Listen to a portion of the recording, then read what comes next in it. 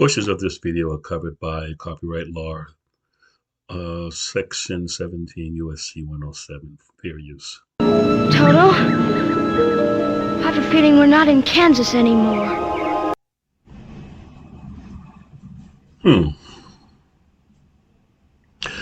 Well, it looks like we are not in Kansas anymore. Hello, my name is Warren Manigo. I'm here to just vent a little bit, talk about my thoughts on what transpired on yesterday. The former president of the United States was indicted and found guilty on 34 counts of falsifying business records, and apparently it's a felony. And I'm here to kind of say how disgraceful and how embarrassing and ashamed we all should be as Americans for what has happened in New York in this trial. From the very, very beginning, the DA made it his aim was to get Trump. He campaigned on doing it, as other DAs have around the country. And he said at the end of the press conference, where he's announced the guilty verdict, that he did his job. I thought the job of the district attorney, who represents all of us, was to get justice. But apparently, in the minds of many people in this country, getting justice means getting Trump. And he was very, very clear that that's what they aim to do. And he was aided and abetted in this by the corruption that we saw in the judicial system on full display for the entire time of this trial. The defense team sought a change of venue, which would have been reasonable given the majority of people in New York City, Manhattan. You know, most of them hate Trump in terms of politically and did not vote for him. And so it would have made sense to change the venue. But of course, that could not be allowed because, you wouldn't be able to get a jury that would just want to get Trump. So the whole setup was rigged from the beginning. In real time, we watched it play out. From the judge allowing people onto the jury, and from him sort of putting his finger on the scale every chance that he got, it was clear that he was all in on helping the state, helping the DA to get Trump.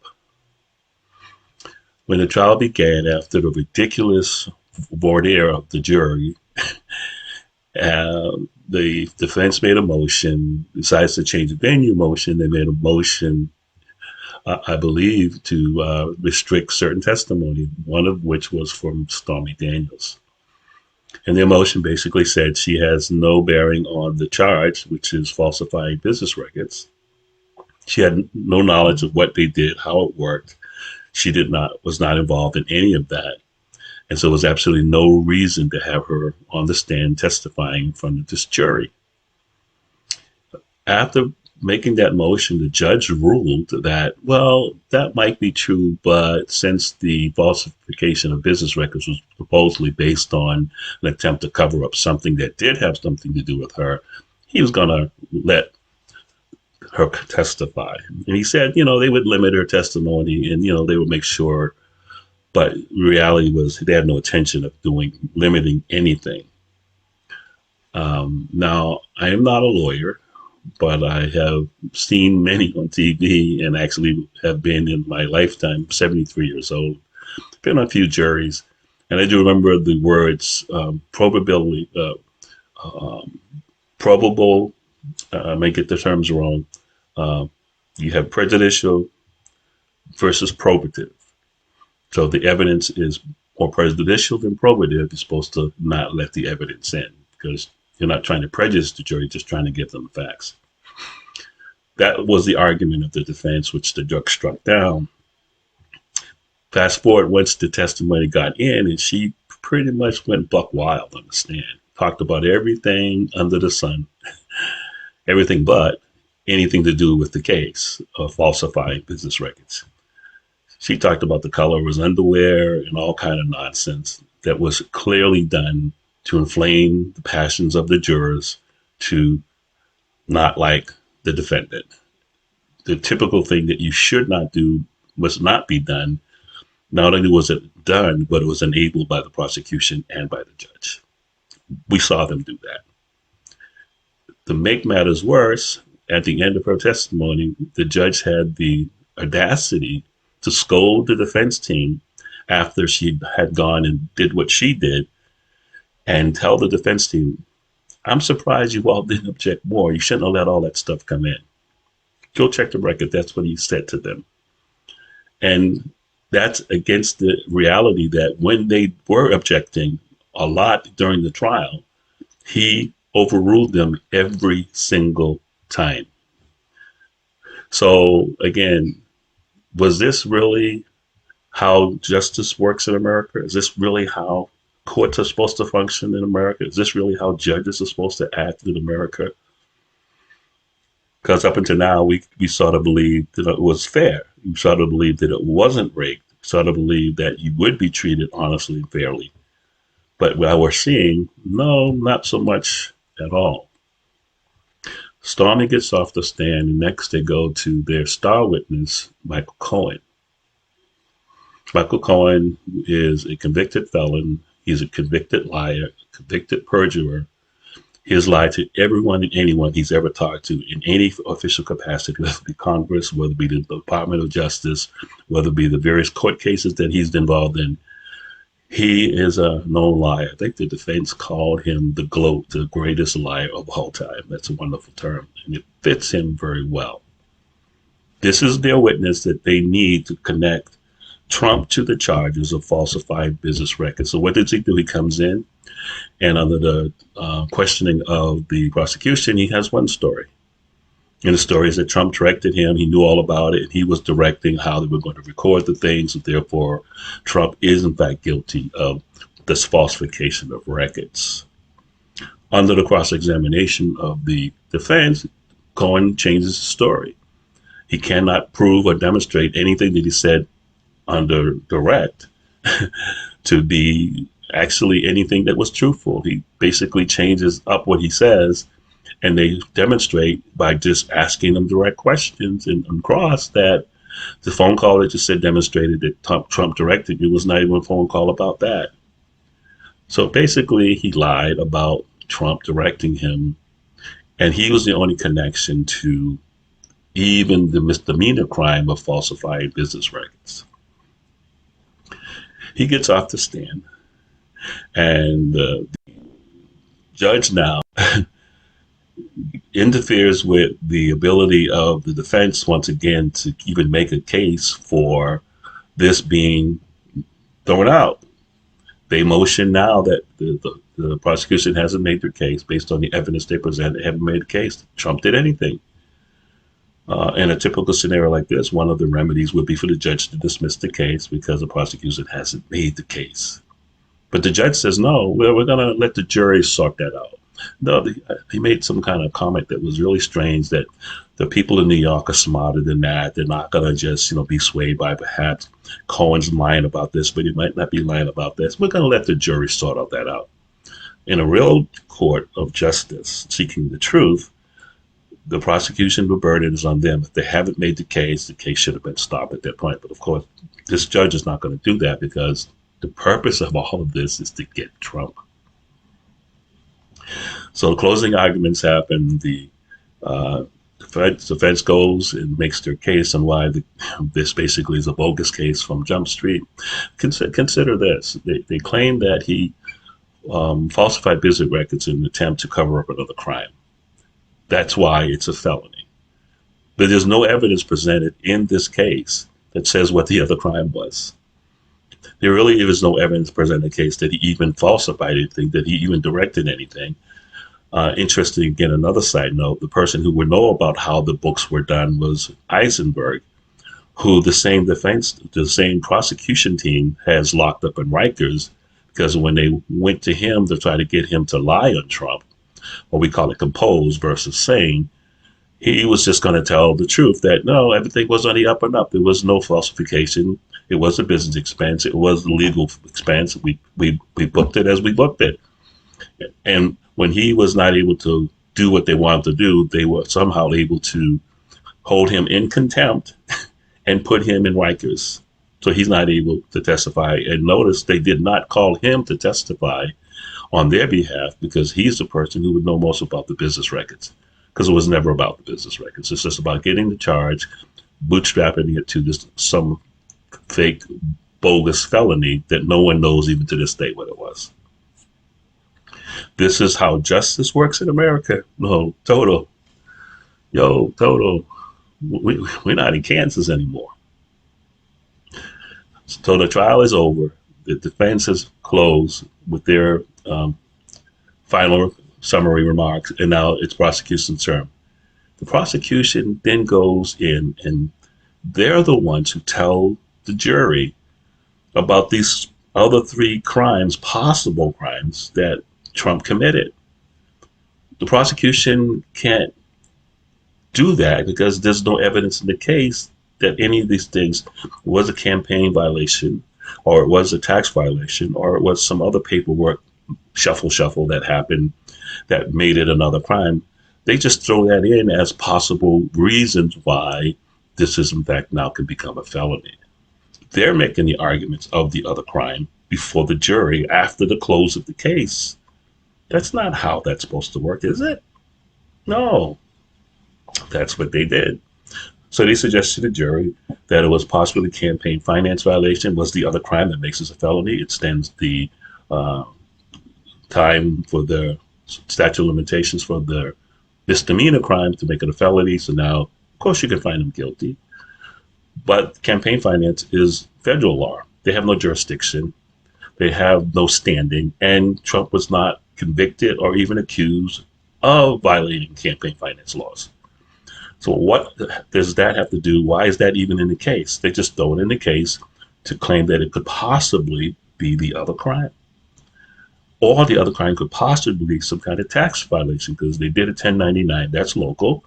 And the 1099 didn't say hush money payment to Stormy Daniels that he was paid for. It said he was just paid. Well, most 1099s don't tell you what they were paid for, just tell you how much they were paid. And that's it. It's normal on a 1099 not to say what it was for. It was just income. But somehow when Trump's organization paid this guy, they were supposed to put hush money or was supposed to put Stormy Daniels or something like that. Again, they're just making that stuff up. And so they say, well, that was some kind of defrauding of the tax law, which it wasn't, but they just claimed that it is. And it, quote, possibly that was the crime he was trying to avoid. And the third one is the most ludicrous and ridiculous of all, because they also said, well, possibly it was just so when he did the bookkeeping entry on the software and it did the drop down and chose legal expense, that was one crime. And then when they cut the check and wrote the ledger out, well, that's another crime. And so though that's the crime, so the software was that hiding the crime of the ledger, or was the ledger hiding the crime of the software? It was totally crazy what they were suggesting because they needed another crime to make it a felony.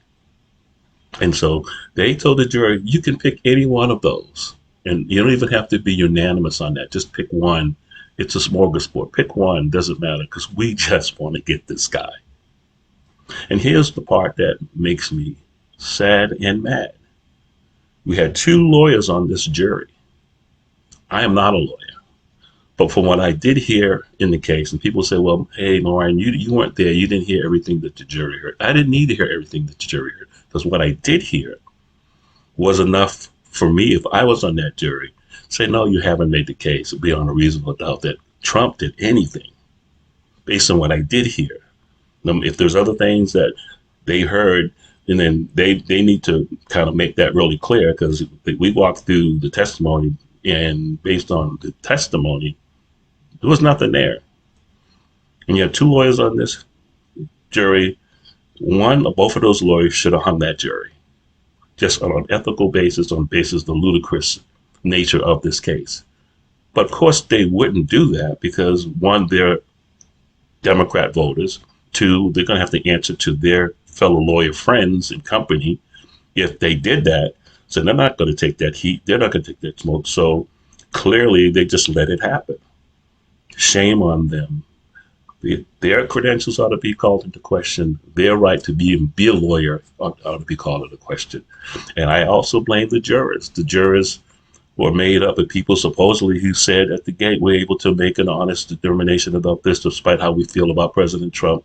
That was totally, apparently, bald-faced lie.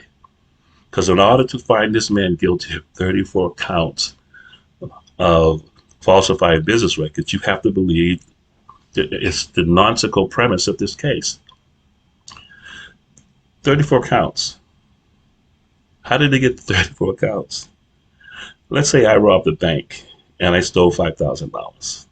I got indicted for that. I got brought before the jury. And they tell the jury, hey, this man's robbed the bank. He stole $5,000. And there are 5,000 counts of bank robbery because every dollar counts as a crime. That's what they did with this 34 indictments. They took everything that happened for the one crime, and each action that was taken, they made it another crime. Where in the world has that ever been done? Where in the world does that even make sense? Other than you're setting up a case for which it's impossible for the person to get a fair shake.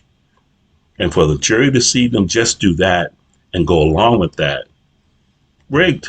They all wanted to get Trump. They did not want to be the people who didn't get Trump, go home to their family, go home to their friends, go back to their jobs, having known they were on this jury and they didn't, quote, do the right thing. This is justice in America. This is not justice in America. In order for them to find him guilty of falsifying business records, again, not a felony, misdemeanor, get a fine. That law, by the way, wasn't for the CEOs, wasn't even for the companies, it was for the accountants, so they would not do the stuff that happened on the Enron. But they took that law and they misapplied it, misused it, bootstrapped it, so they can, again, get Trump. This jury allowed them to do that. It's incredible. So that means the only person who testified in this case about what happened on these records was Michael Cohen. So they're telling me by their verdict, they believe Michael Cohen.